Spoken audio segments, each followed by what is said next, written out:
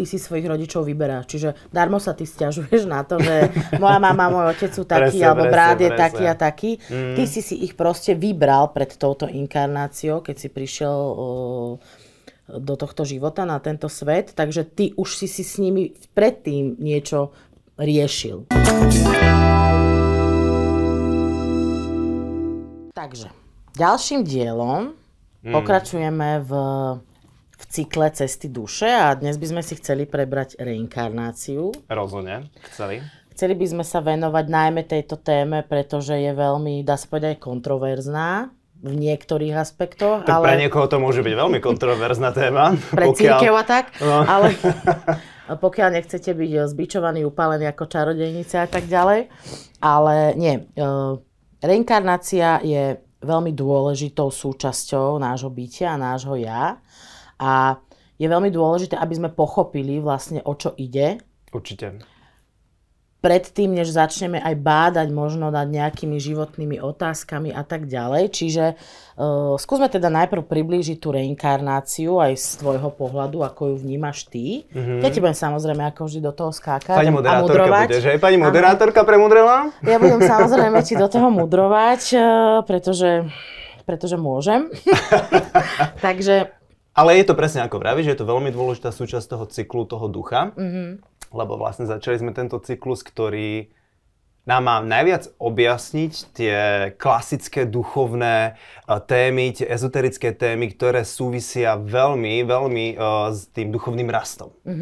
A tá reinkarnácia vlastne spočíva vo veľmi dôležitom, je to veľmi dôležitý bod, lebo to je vlastne to, čo nám začne mnoho vecí vysvetľovať. V podstate reinkarnácia, to máme také klasické znovuzrodenie.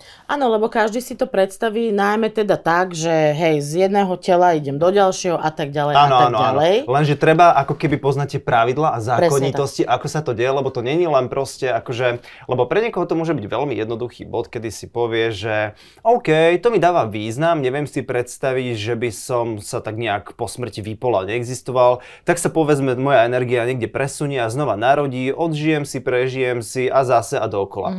To potom nemá ako keby význam. To je potom len ako keby také zachovávanie energie, ktoré vo vesmíre síce funguje, že vlastne nič nekončí, len sa to transformuje, že to zachovávanie energie aj vedecky ako keby je dokázané, ale nemá to potom pre náš duchovný rast ako keby taký aspekt toho rastu. Čiže vlastne ten kolobeh toho života skrz tie reinkarnácie súvisí s tým, aby sme sa v každom živote niečo naučili.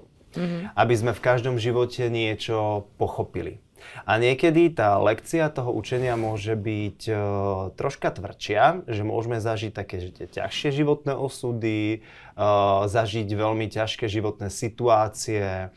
Už len keď sa bavíme o vlastne tomto celom, tak keď sa len tak spätne začneme vracať ako keby do tej minulosti, tak vieme, že ten život nebol veľakrát veľmi jednoduchý. Tam ti nabehli proste nejakí typkovia s patikmi, ubili ťa tam len kvôli tomu, že si ich, urazil si ich bohov, alebo proste ti chceli zobrať úrodu, alebo proste prišiel nejaký kráľ, ktorý si povedal, že treba platiť dane, neplatíte, tak švác po hlave a ty tu potom chodíš. Dovidenia. A ty tu chodíš potom na regresné terapie, aby si zistil, prečo ťa bolí hlava. Táto túto krčnu má stále takú stovnutú, kto ti tam pridankoval. No. A toto je presne teda to, že tie životy mohli byť v mnohom veľmi náročné, ale vždycky si naša duša, alebo tak ako sme to predtým povedali, že to gro naše nesmrteľné je teda ten duch, tak vlastne si vždycky vyberá ten život na základe toho, aby niečo pochopila. Čiže význam reinkarnácie je teda to, že my chodíme zo života do života, aby sme za každým zvládli nejakú životnú skúšku, aby sme duchovne rástli a chápali niektoré veci, ktoré už potom v ďalšom živote nemusím riešiť, lebo už som ich spracoval a môžem teda riešiť ďalšie veci. My sme tu v podstate na takej misii, kedy sa máme učiť, zdokonalovať, vyvíjať. Áno. A tá reinkarnácia je príčinou vlastne toho, prečo nám sa aj môžu diať tie isté veci stále dookola. Pokiaľ ich nezvládneme, pokiaľ sa ich nenaučíme, mne sa tiež osobne veľakrát stalo, že ja na reinkarnáciu verím, áno. Nie to som rád. to som rád, že na ňu veríš, keď už o tom robíme. Nie je to založené len na tom, že je to v rôznych kultúrach, v rôznych tradíciách, v rôznych náboženstvách aj dokonca. Áno.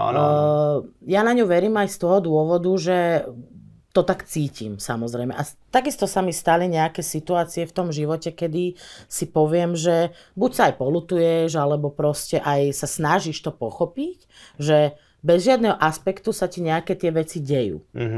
Alebo sa nám stali veci, ktoré si možno ani vysvetliť nevieme. Že proste, ale ako keby tak vnútorne vnímaš, že čo to je, že proste odkiaľ to prišlo, alebo a tak ďalej. Presne vieš? aj tou starobou toho ducha, že... Som sa zlakla. Váš slova. Vážim, veľmi vážim. V podstate ide o to, že ten duch, keď tu chodí zo života do života, tak niekedy musel začať túto púť reinkarnačnú.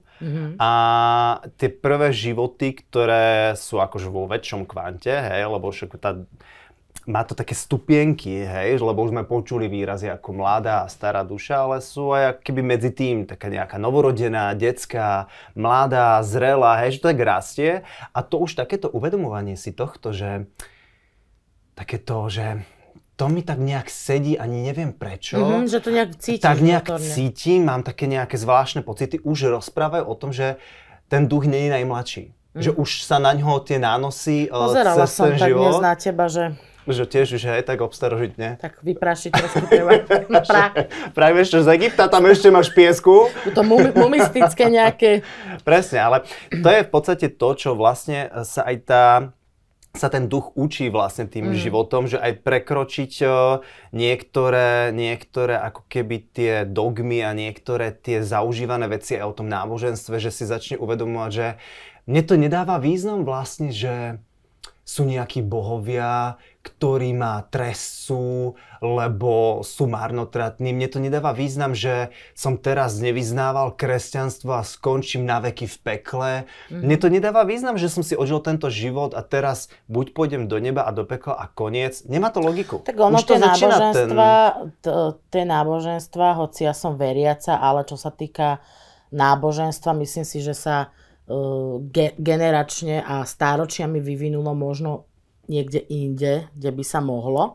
Tak je to inštitúcia vládnúca, áno. Kedy vlastne nejakí predstavitelia v minulosti sa rozhodli, že využijú tieto duchovné znalosti a prekrútia ich, aby mohli mať nejaký svoj Ale povedzme, že z pohľadu toho náboženstva, samozrejme, že keby prídeš ty do kostola a povieš pánovi farárovi, že si reinkarnovaný, tak ťa tam svetenou vodou no ti povie, že asi sa nemáte o čom porozprávať. No. Ja tiež proste to úplne inak vnímam, hoci som veriaca, aj pôjdem do toho kostola, aj akože nemám problém s cirkvou a tak ďalej, len vnímaš duchovne a vnútorne, že proste tie veci sú aj inak. Že ty si tak už aj možno nastavený a môže to byť práve tou dušou, tou cestou vlastne tej duše, alebo tým vekom, ako si aj ty hovoril, že ty nadobúdaš v tých určitých životoch proste nejaké tie skúsenosti, áno. nejaké tie informácie, ktoré si, ak si duchovne nejaký prebudený alebo sa snažíš prebudiť, tak ty si ich tak nesieš, ako keby vlastne. Je to tak, lebo vlastne ten život vždycky robí takú tú vec, že OK, ty si teraz veľmi mladá duša a potrebuješ sa v živote niečo naučiť. A tým pádom ty si tu prišiel, je tu pre teba všetko toto nové, takže začneš tak na takej tej primitívnej úrovni, že rozoznávať dobro a zlo, rozoznávať teda to, že život je takýto, medziľudské vzťahy sú takéto, takže začneš takými tými primitívnymi, alebo aby to neznelo tak negatívne, základnými hodnotami a nepoznáš ešte možno koncept toho, že nezodpovednosť za niektoré veci. Uvedomovať si to, že je tu krivda a tú krivdu ti niekto spôsobil a ty hneď by si chcel vykonať trest. Ale potom v tým ďalším stárnutím viac rozoznávaš dobro a zlo. Zisťuješ, že to má rôzne odtiene, že to není iba taká čierno-biela hra. Zisťuješ, že keď ti niekto vytvoril tú krivdu, tak chápeš, že on to má taký život. On to tak zle nemyslel, on to len tak chápa a koná na základe toho, že už začne človek tak hĺbšie, empatickejšie vnímať. Tak ono ti to aj do toho života tak pomaličky, niekedy aj nárazovo, áno, že ti to ale to je presne ten účel, presne tých životov, že v každom tom živote si máš niečo odžiť. A potom samozrejme od istého veku, kedy už tá duša je staršia, tak už si začína tvoriť karmu.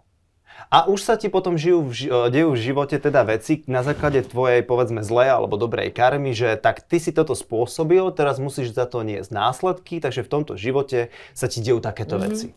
A už v podstate to musíš vlastne očistiť. A tá duša musí brať plnú zodpovednosť za to, čo urobila. Činy, čo spravila, a tým pádom vďaka tomu rastie.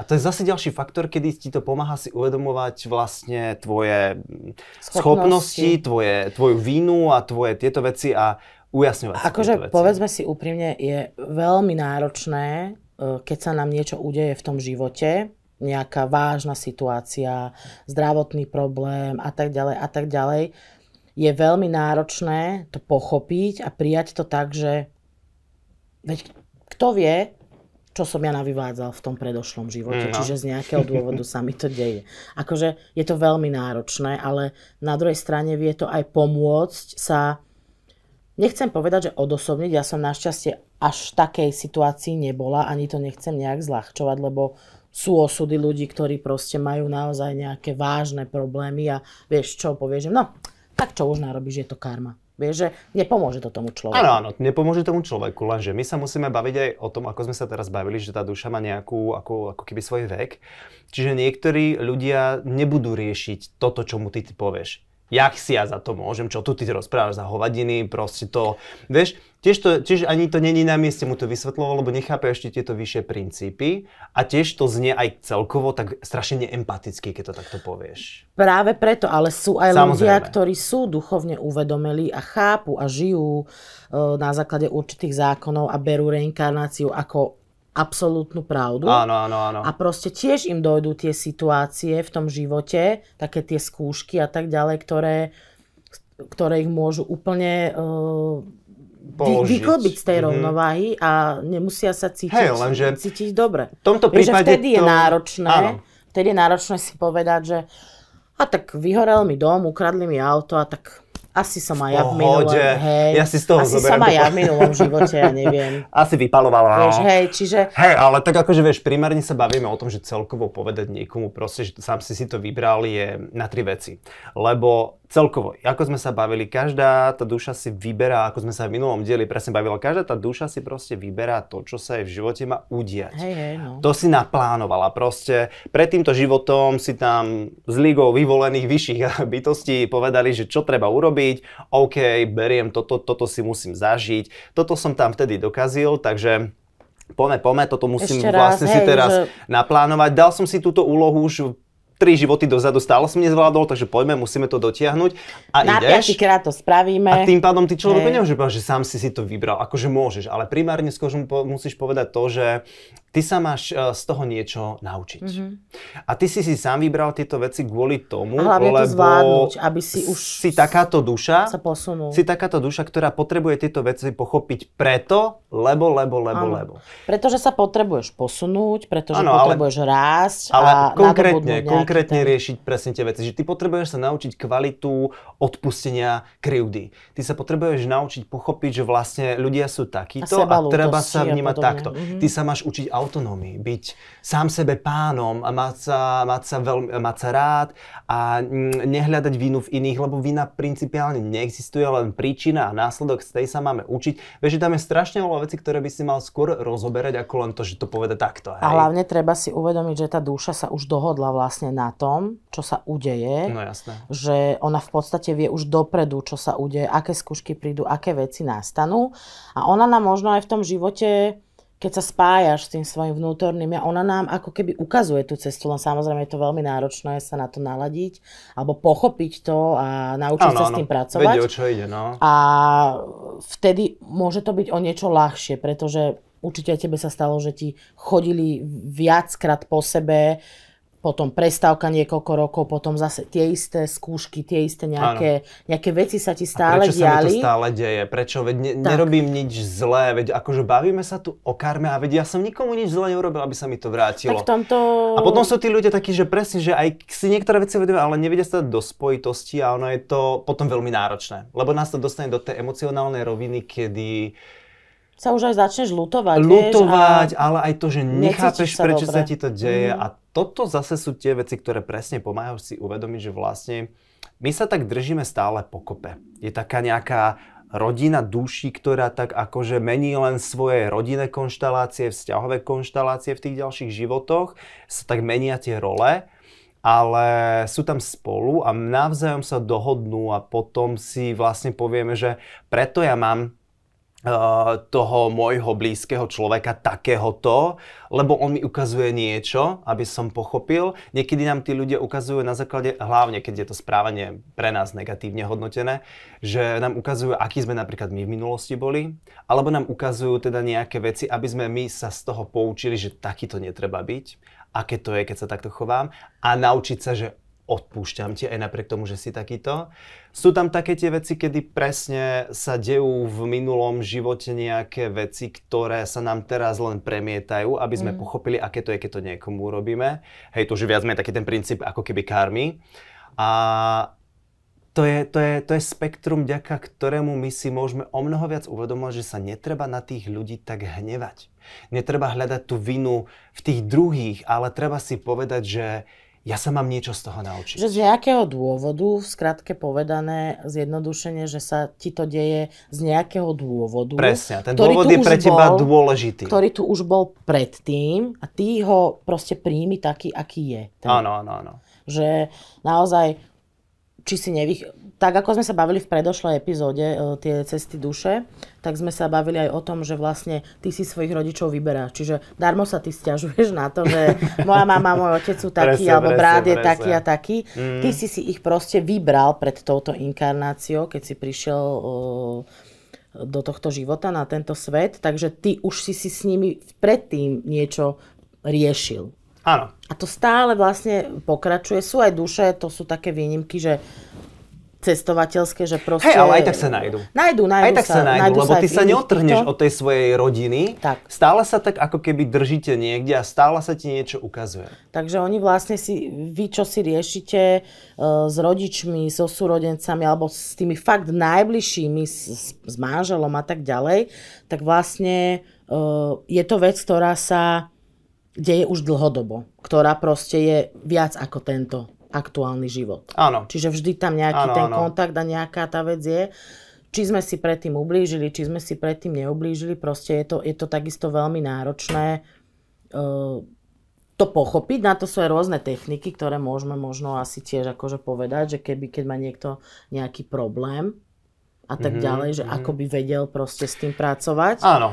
Lebo primárne ide presne o to, že... Lebo vyplavujú sa aj tie bloky vlastne z tých minulých životov. To je účel. Tak. My si ich máme, my by sme si ich mali, aby sme sa my cítili lepšie, aby sme to zvládli, tie skúšky, tak ako chodia, my by sme si ich mali nejakým spôsobom čistiť a očisťovať sa proste od tých blokov, ktoré ti počas tých inkarnácií sa nahromadili. presne. Áno, lebo akože primárne my sa rozprávame o tom, že každý ten stupeň toho duchovného rastu si vyžaduje nejakú skúšku, nejakú životnú okolnosť, kedy ja sa musím dostať do pozície človeka, ktorý slúži nejakému, povedzme tomu, zlému pánovi a odžiť si ten pokorný život a slúžiť niekomu. My sa musíme dostať do tej pozície, kedy si my vlastne povieme, že nie, ja som sám sebe pánom a teraz ja budem toto a dostáva sa tá duša do pozície, že si odžije životy, kedy bude veľmi akože rozhodná, samostatná, ona dokáže zmeniť svet, prejsť do toho štádia, kedy vlastne ona bude na vrchole ako keby síl. Potom sa dostáva s tým vekom, že viac začne chápať tie následky toho celého, takže potrebuje si viac odžiť tie ťažšie životy, kedy vlastne chápe následky svojho konania, chápe to, že je tu nejaká krivda, je tu nejaké odpustenie, je tu nejaké uvedomenie si viacerých odtieňov ako čierno-bieleho vnímania sveta.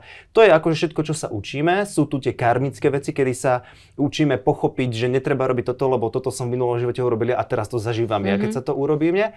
Ale sú to potom presne tie veci, kedy my tým životom si to teda odžívame a učíme, ale potom už dostávame sa do toho štádia, keď už máme niekoľko tých životov za sebou a máme tu problémy, ktoré nám kazia život. A to sú rôzne nevysvetliteľné traumatické situácie pri rôznych situáciách, kedy si hovorím, že ale ja som nikdy v živote nič také nezažil, čo by mi malo spôsobovať takéto zvláštne pocity. Alebo nič som nespravil, aby som sa takto cítil. Alebo prečo to mám? Alebo napríklad hľadaš dôvod, že prečo ja mám napríklad takú nevysvetliteľnú fóbiu z ohňa. Prečo ja mám také zvláštne pocity na tomto mieste? A dostávame sa do nejakej životnej dysfunkcie, do nejakého diskomfortu a vlastne zisťujeme, že čo sa deje, že tam je toto. Takže potom môžeme presne navštíviť rôznych regresných terapeutov, ktorí sa venujú tomu, že človeka uvedú do nejakého hypnotického alebo meditatívneho stavu a snažia si ho tak akože v minulosti sa mu otvárať rôzne veci. Veľakrát prídeme na to, že väčšinu našich problémov máme spôsobené z detstva, kedy sme nespracovali naše detské emócie, strachy, úzkosti, šoky rôzne, ktoré sme si vtedajšou inteligenciou a detským rozumom nespracovali, ale tá emócia tam zostala, takže stačí ju uvoľniť, lebo a spúšťajú ju väčšinou. Áno, lebo napríklad je veľmi zaujímavý prípad, kedy vlastne jedna ženská proste mala alergiu na ruže. A už jej to nedávalo úplne logiku, lebo ona vlastne začala slziť a sopliť aj už pri fotografiách ruže. A hovorí si, že tak toto asi nebude tým pelom, že to je troška divné. Tak sa normálne zistilo pri jednej regresnej terapii, keď to počase vyhľadala, že ona keď bola malá, tak videla vlastne vázu s rúžami na klavíri. A ako malej sa to strašne páčilo, že sa chce chytiť tých rúží, takže sa akože štverala za tým a samozrejme to bolo vysoko, bola nemotorná, tak to spadlo a rozbilo sa. No a samozrejme mama to počula, zľakla sa tak, vieš, zhýkla a to decko to hneď tak akože zhačilo sa, zľaklo a začala revať a plakať, lebo jej vtedy napadla myšlienka, že mama ma teraz nebude mať rada, je na mňa nahnevaná. A ono to sa zabudne, ten človek vyrastie, neviem čo, ale tento nespracovaný emočný blok tam zostal. A vždy sa je proste pri pohľade na tie rúže tam už je takýto takýto spúšťač, kedy to ukazuje to, že tam je tento problém. A presne takýto istý emočný blok ale môže vzniknúť aj v minulom živote. A už je to ťažšie sa k tomu nejako vrátiť takto, lebo to už není ako keby zažité v tomto živote a my potom máme chronický strach z ohňa a nevieme prečo. A toto napríklad robil jeden psychiatr, začal takto ľudí dostávať do týchto regresných terapií a snažil sa prísť na rôzne veci a išiel hlbšie a hlbšie, až zrazu zistil, že ľudí dostáva do prostredí a rôznych postáv a takto, kedy už to nezodpovedalo ich súčasnému životu až priamo minulosti. A zistil, že tých ľudí vie uviesť do regresnej terapie, kedy tí ľudia sú v minulých životoch. A povedzme, že tí ľudia boli napríklad upálení.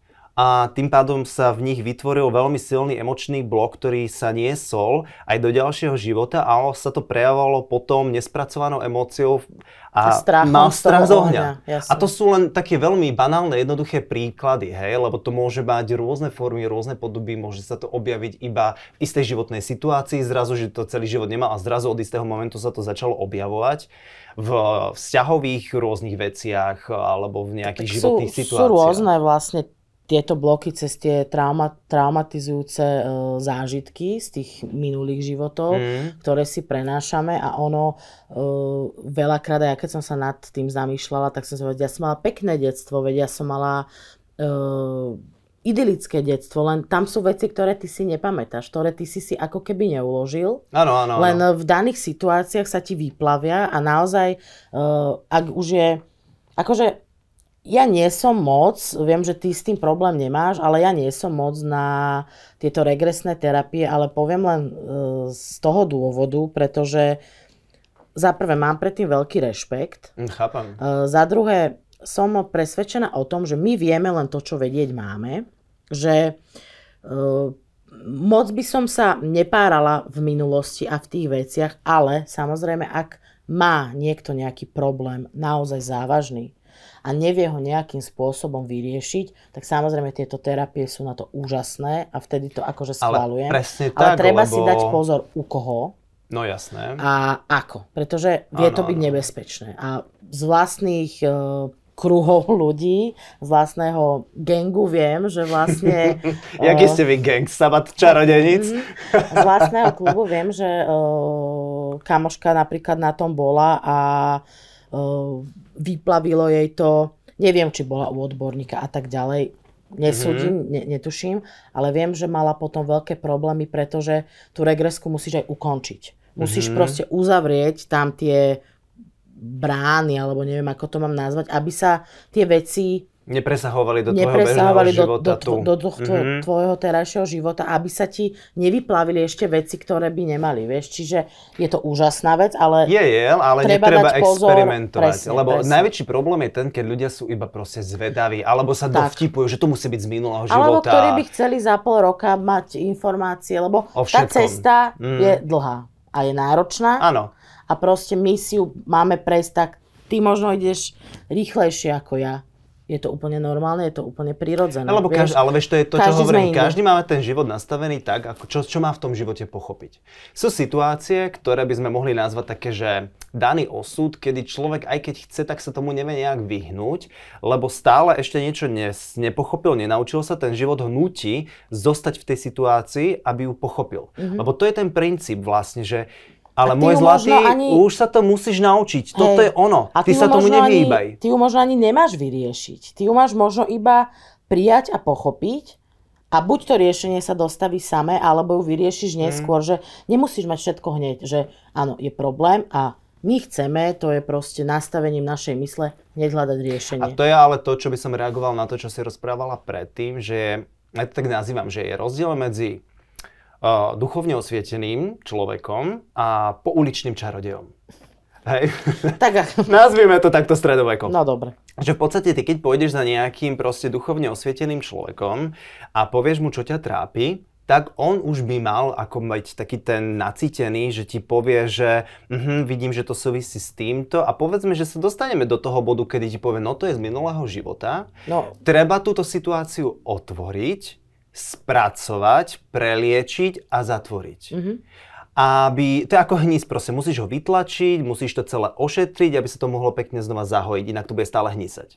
Ale taký ten pouličný čarodej je potom taký ten človek, ktorý ti povie, aha, chceš, jasné, poďme, daj penieži, ideme, vyotvárame, tam, hej, Kleopatra, si ty bola moja zlatá, všetky sa tým potvárajú traumy a zbytočne ťa to ešte viac rozhádže, lebo má to dôvod, prečo už sa niektorým veciam nemáš vracať.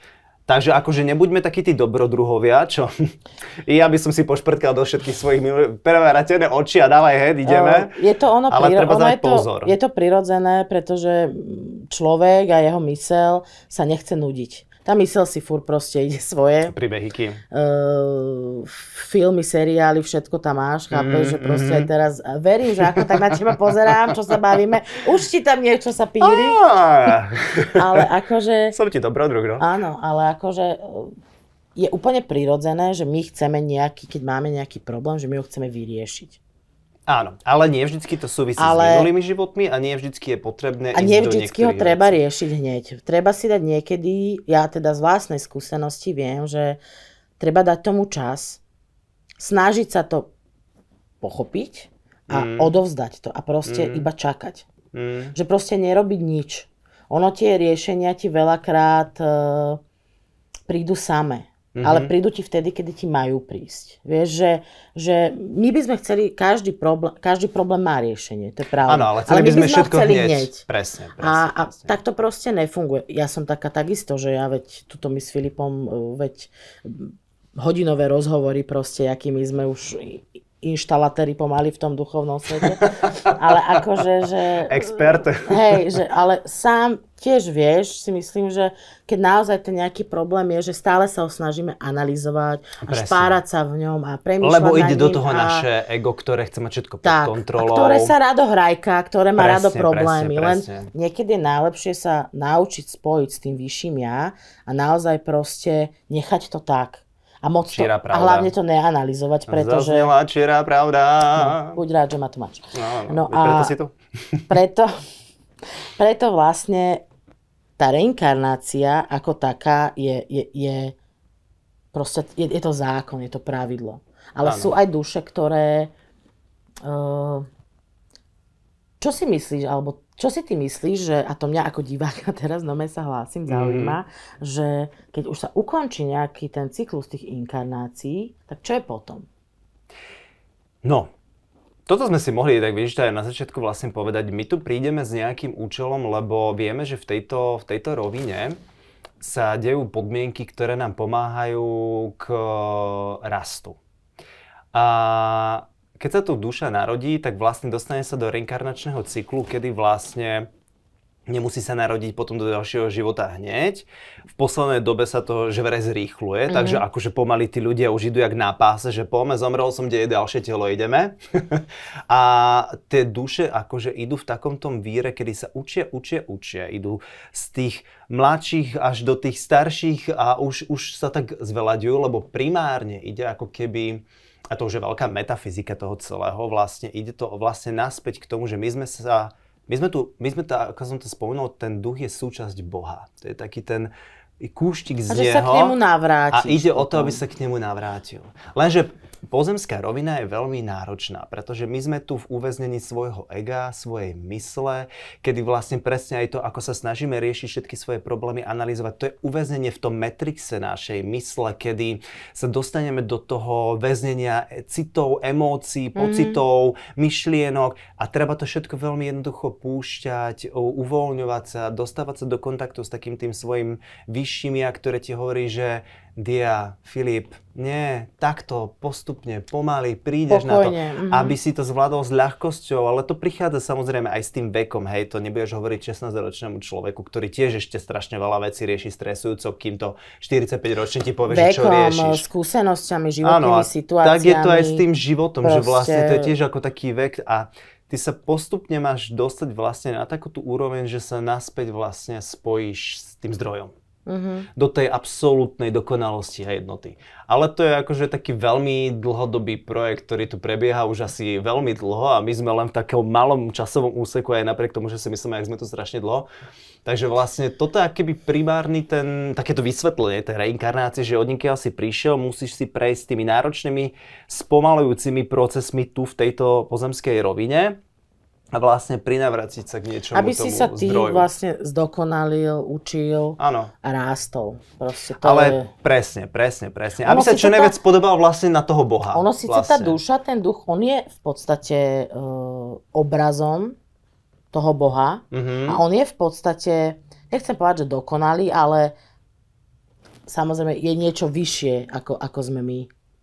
Ale tým, že vlastne tými životmi a tou reinkarnáciou a tým, že vlastne stále sa rodíme a stále robíme nejaké činy, nejaké skutky, tak tým vlastne sa stále vyvíjame a stále si potrebujeme sa zdokonalovať a zlepšovať. Pretože, povedzme si pravdu, aj dačko zlé sme spravili počas tých životov. Tak to pritrafilo sa, no. Trebalo sem tam podobíjať niektoré dediny. No, takže... treba vlastne si to uvedomiť, že ale tak sa duša ako učí. sa to deje. No. Prvá vec, ktorú si treba povedať, zabudnite všetci na koncept viny. Nehrajte s ľuďmi hru, že kto je za čo vinný. Nehrajte hru, že ja si to neviem odpustiť, ja som za to vinný. Neexistuje vina. Tak to je veľmi ťažké, keď toto ja si viem, ale povie, treba si povedať, že malé decko spadne 100-krát na riť, aby sa naučilo chodiť. A nemôžeme povedať, že to bola jeho vina, že spadol na ten zadok. Nie, ono sa učilo chodiť a tak je to so životom.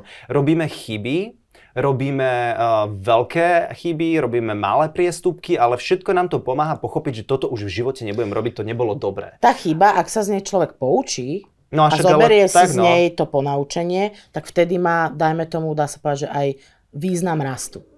Áno. Ale ak človek bude tú chybu stále robiť dookola... Tak ale bude opakovať dovtedy, kým to nepochopí. A bude sa ľutovať a bude, že no tak... Máš na to niekoľko životov, porieši si to, vieš. Hádam, hej, no. A táto chyba je potom vlastne ďalšia téma, ktorá nám rozpráva o tom, že neexistuje ako keby vina, neexistuje ako keby takýto koncept, skôr, že príčina a následok. A to je vlastne princíp karmy, ktorý by sme si rozobrali v ďalšom presne dieli, lebo je to veľmi dôležité v rámci tej reinkarnácie, lebo tá karma má samozrejme vplyv na to, aká bude naša ďalšia reinkarnácia a čo sa nám deje v súčasnom živote a prečo. A to je vlastne to, čo nám potom zase umožní si povedať, že OK, nebudem hľadať za tým vinu, na základe mojej karmy sa mi v živote dejú veci, aby som niesol následky za svoje veci a nebudem sa hnevať na toho daného človeka, že mi to spravil, lebo on mi len ukazuje, čo som ja v živote zle urobil, aby som sa z toho poučil a rástol. Amen. Amen tma. Vidíme sa v ďalšej epizóde. Presne tak.